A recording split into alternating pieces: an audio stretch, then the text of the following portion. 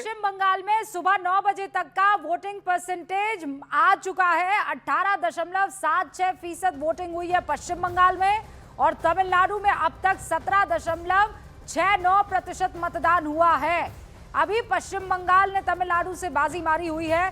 पश्चिम बंगाल में सुबह 9 बजे तक 18.76% वोटिंग हुई है और तमिलनाडु में अब तक 17.69% वोटिंग हुई है। आनंद जी, इस वोटिंग परसेंटेज को कैसे देख रहे हैं आप? 83% रहा है पश्चिम बंगाल में पिछली बार वोटर टर्नआउट।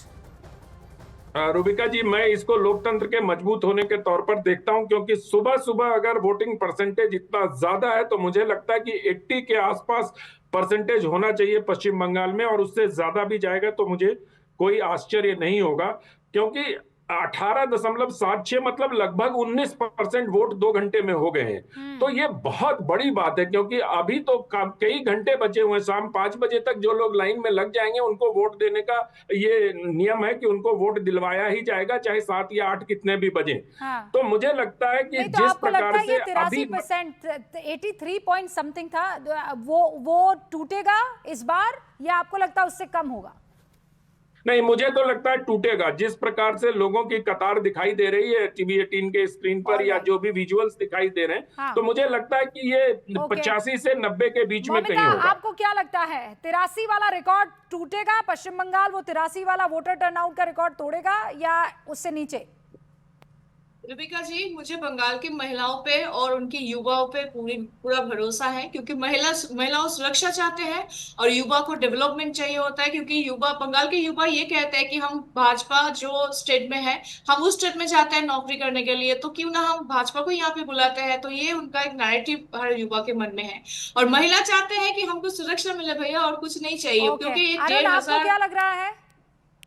जल्दी, मेरे पास वक्त की कमी है। देखिए रूबिका, वोटर टर्नआउट इसलिए भी ज्यादा हो रहा है, एक और वजह है उसकी, SIR। जो देश के किसी भी हिस्से में रह रहा है बंगाल का आदमी, वो जरूर वोट देने आ रहा है। उसका कहना है कि अगर इस बार हम वोट नहीं देंगे तो हो सकता है अगली बार जैसे 20-25 साल बाद फिर ढूंढा जाए कि आपने वोट दिया था नहीं। जैसे उत्तर प्रदेश में 2003 में जिसने वोट दिया था उसका नाम तो ऑटोमेटिक आ गया, लेकिन जिन लोगों ने नहीं दिया था या डिस्प्लेस हो गए उनको दोबारा ढूंढ करके 2003 का रिकॉर्ड देना पड़ा, और उसके बाद फिर उनका नाम जुड़ा। मेरी पत्नी के साथ ही ऐसा हुआ, 2003 का सुल्तानपुर से उनका रिकॉर्ड मंगवाना पड़ा मुझे, तब मेरे गांव में उनका नाम जुड़ पाया। हालांकि जुड़ गया, अगर आप सही डॉक्यूमेंट देंगे तो जुड़ जाएगा। तो यहाँ के लोगों में एक डर ये भी है कि अगर हम वोट न दें, पता चला हमारा रिकॉर्ड न हो, तो आगे आने वाले समय में बस एक लाइन में आपको लगता है 83 का रिकॉर्ड टूटेगा कि नहीं? देखिए रूबिका, मैं जिस जगह पर हूँ वहाँ पर हमेशा से रिकॉर्ड, क्योंकि 75 से 80% का औसतन एवरेज यहाँ पर पोलिंग का रहा है। हाँ। और ऐसे में जो संख्या आप देख रहे हैं लगातार, और मैं पीछे की भी संख्या दिखा रहा हूँ कि लगातार महिलाओं का आना लगातार जारी है और बड़ी संख्या में महिलाएं आ रही हैं। तो ऐसे वो तस्वीर दिखाई थी, तादाद में महिला, मतलब 7:02 हो रहे थे। Tahseen, one line please, I have to quickly take a break then.